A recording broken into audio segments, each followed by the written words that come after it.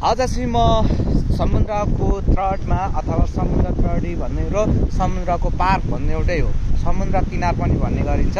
आज चाहिँ म समुद्रको किनारमा घुम्न आइसकेको छु।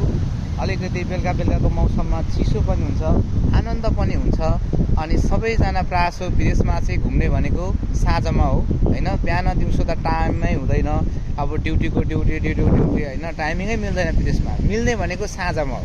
किन साँझमा हामी निस्किन्छौँ त भन्दाखेरि एक त रमाइलो पनि हुन्छ, शीतल पनि हुन्छ र फ्री पनि हुन्छ है।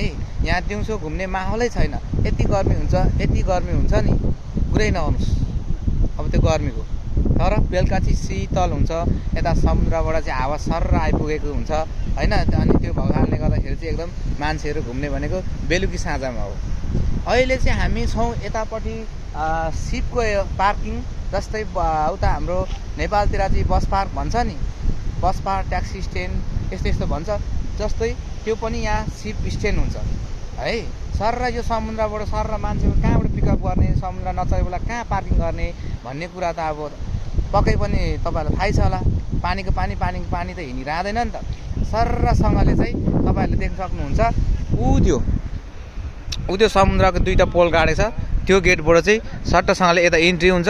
इन्ट्री भइसकेपछि चाहिँ तपाईँको यतापट्टि पानीको सानो त्यो छुटाएको हुन्छ, बाँध जस्तो उनीहरूले बनाएको हुन्छ।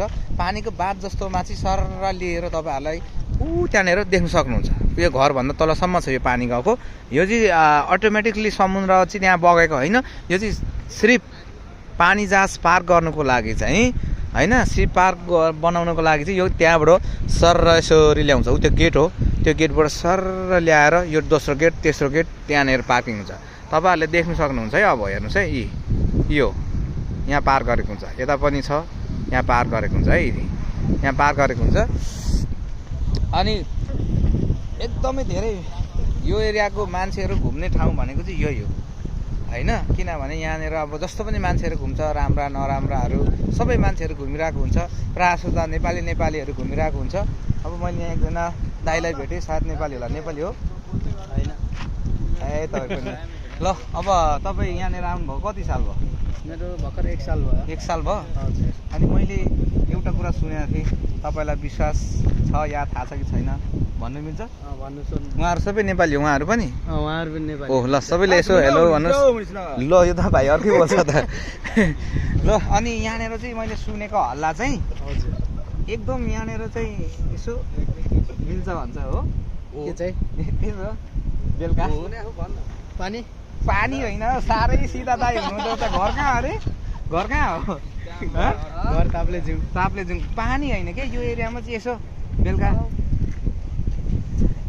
पाउँछ। कति पर्छ?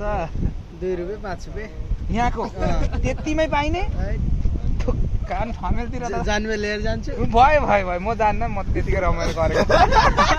ल खुसी लाग्यो, सब भाइहरूलाई भेटाएँ, नेपाली भाइहरू रहेछ। जे होस् होइन, मैले तपाईँहरूलाई यसो खुलाउन मात्रै खोजेको हो, केही नछ त। यहाँ पाइँदो रहेछ नि त। त्यो पाउने भनेको चाहिँ अब मैले सुनेअनुसार त्यो पार्क अरे, त्यो पार्कमा छ नि, त्यहाँ चाहिँ चटपटे पानीपुरी बेच्ने, यताउता भेट हुने, जम्का भेट। त्योभन्दा पर जङ्गल छ अलिकति, त्यो जङ्गलमा गएर चाहिँ जे होस् लज भाडा केही पनि नपर्ने रहेछ। अब हेरौँ, एकजना त्यहाँ उभिराख्नु भएको रहेछ, एकजना दिदी हुनुहुन्छ, नेपाली होला सायद। उहाँलाई पनि यसो गएर सोधौँ नेपाली हो कि के हुनुहुन्छ। यो चाहिँ फेरि के हो भन्नु होला, यो चाहिँ मेरो माइक हो होइन, भ्लगिङ माइक हो। यो चाहिँ महँगो एक्सपेन्सिभ हो। यो यहाँको एकदम चलेको माइक चाहिँ यही हो होइन। तपाईँहरूले माइक देख्न सक्नुहुन्छ। यो अरू म विदाउट माइक छु, अरू काहीँ माइक छ। यो माइकबाट बोलेको साउन्ड हो। कति राम्रो सुनिन्छ त्यो त तपाईँहरूले कमेन्ट गरिसक्नु होला होइन। अरू भिडियोमा पनि, अब यसमा पनि गर्नु होला। अब बिचरा एकजना नेपाली बहिनी नै होला, नेपाली या दिदी बहिनी हेरौँ, उहाँलाई पनि सोधौँ। उहाँसँग चाहिँ नर्मल कुराकानी हुँदैछ। त्यस भएको कारणले गर्दाखेरि हेरौँ, एकदम शीतल ठाउँ छ होइन, एकदम रमाइलो ठाउँ छ, एकदम हरियाली ठाउँ छ होइन। अनि जोस् मन पऱ्यो मलाई चाहिँ। फेरि अब ड्युटी भनेको ड्युटी हो, ड्युटी टाइममा त जसलाई पनि गाह्रो भइहाल्छ। काम भनेको त्यस्तै हो साथी हो होइन। अनि काम भनेको सजिलो केही पनि हुँदैन कि। हामीलाई हेर्छौँ, हामीले चाहिँ ओहो तेरो त कति सजिलो काम, तेरो त कति सजिलो ड्युटी है, कति सेलरी होला भन्ने सोचिन्छ कि। तर जसले जुन ड्युटी गरिरहेछ, जसले जुन चाहिँ एउटा काम गरिरहेछ त्यो उसको लागि त्यत्तिकै गाह्रो हुन्छ कि, उसको लागि त्यत्तिकै गाह्रो हुन्छ, त्यत्तिकै समस्या परिरहेको हुन्छ कि उसलाई होइन। त्यो हेर्दा मात्रै त्यस्तो। अनि काम सजिलो गाह्रो भन्ने चाहिँ कहिल्यै पनि हुँदैन होइन। त्यही भएको कारणले गर्दाखेरि प्रायःजसो नेपालीहरू धेरै रहेछ यता, प्रायःजसो नेपालीहरू धेरै छ होइन। यहाँबाट चाहिँ एकदम रमाइलो पनि छ जस होइन।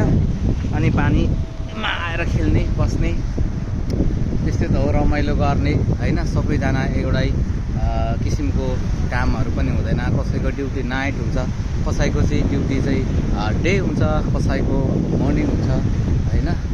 वाउ, प्लेन पनि कुदिरहेछ तर केही देखिँदैन कि आकाश यहाँको धमिलो भएर। अनि त्यही भएर हेलो हाम्रो नेपाली जस्तै लागेमा बोलाउँछु ल, त्यही भएर हो होइन। तर नेपाली होइन, नेपालीले बुझ्दैन होइन। त्यही भएर फेरि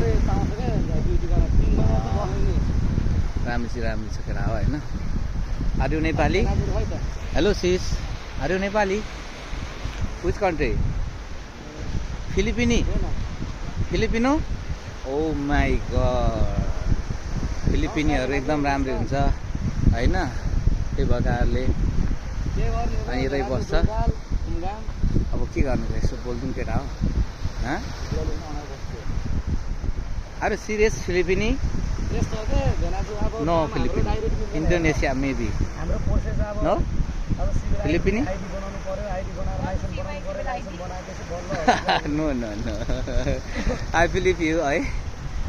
ओके होइन, ऊ चाहिँ फिलिपिनी नै रहेछ होइन। You know Nepal? You know Nepal?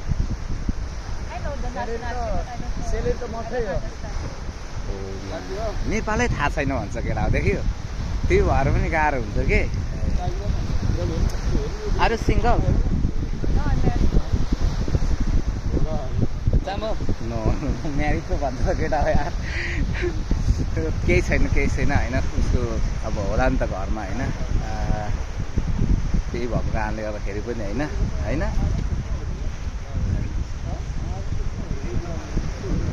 त्यही भएर पनि लजाइ पनि रहेछ होइन। अब अघिदेखि बसिरहेको थियो छेउछेउमा होइन। मैले त्यही भएर यसो बोलाइ मात्रै दिएको हो कि उसलाई होइन। बोलाएर कुन देशको हो, नेपाल हो कुन देशको भनेर मैले बोलाइदिएको उसलाई चाहिँ होइन। तर अब म्यारिड रहेछ क्या, फेरि म म्यारिड पऱ्यो कि। गाह्रो त यहाँ छ क्या म्यारिड हुने, मिलाइदिउँ कि भनेर। तर सिकारी चाहिँ सिकारी नै हो म है, मलाई थाहा भइसक्यो होइन। पक्कै पनि 100% मैले जे गेस गरेको त्यही हुनुपर्छ है। जे गेस गरेको त्यही हुनुपर्छ, मिस्टेकै जाँदैन यो चाहिँ होइन।